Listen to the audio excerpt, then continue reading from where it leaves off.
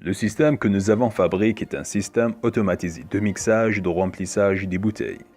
Ce système est constitué de plusieurs sous-systèmes. En amont du système, on a trouvé 3 réservoirs qui contiennent l'eau et les matières premières. En plus, un mélangeur pour mixer la matière première. Les produits vont transporter dans le mélangeur par des pompes et un ensemble des électrovannes sont utilisés pour contrôler le flux. Après avoir mélangé les matériaux, les bouteilles passent ensuite via le convoyeur. Il est ensuite rempli par le produit fini. Les préactionneurs permettent de commander les actionneurs. Ces préactionneurs sont commandés par l'API. Celui-ci reçoit les consignes de pupitre de commande et les informations de la partie opérative transmises par les capteurs. La communication entre la console de programmation et le système de commande y assure par le réseau de communication Ethernet. Ce travail a été divisé en 2 parties. Une partie commande contient l'automate d'alimentation 24 DC, des modules d'entrée-sortie numérique et analogique, un relais électromagnétique pour isolation galvanique et la séparation de la partie commande à la partie puissance.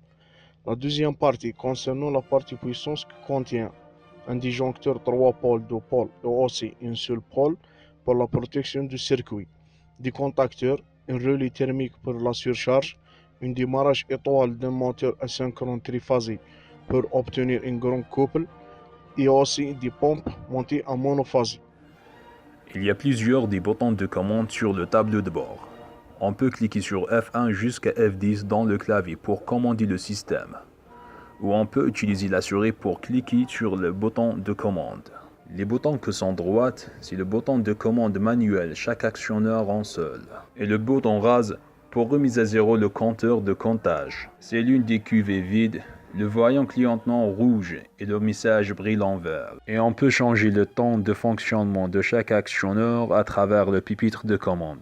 Et le bouton asserti pour stopper le runtime. Si on a coupé la liaison entre l'automate et le PC, il affiche un message que la liaison copie et archive l'heure et la date de la coupure et toutes les défauts et les erreurs.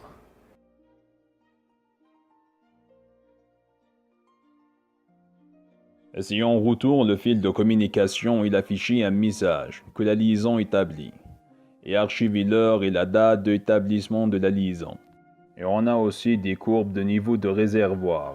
On appuie sur le bouton F1 ou bouton démarre pour autoriser le fonctionnement. Et après, cliquez sur le bouton marche. À ce stade, les matières premières A et B et C sont versées dans le mixeur.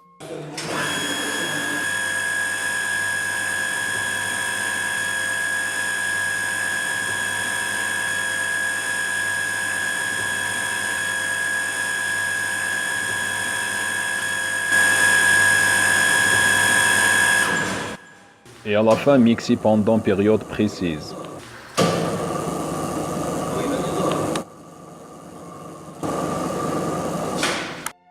Et après cela, le tapis roulant démarre avec les bouteilles vides et remplir par le produit fini.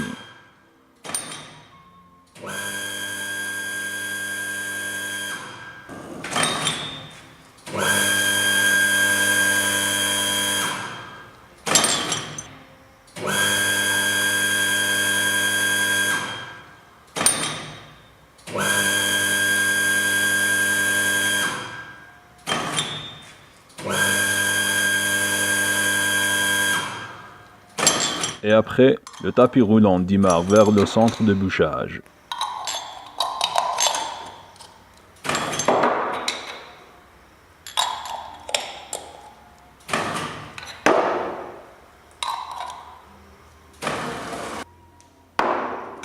Et enfin, la précision de remplissage est excellente.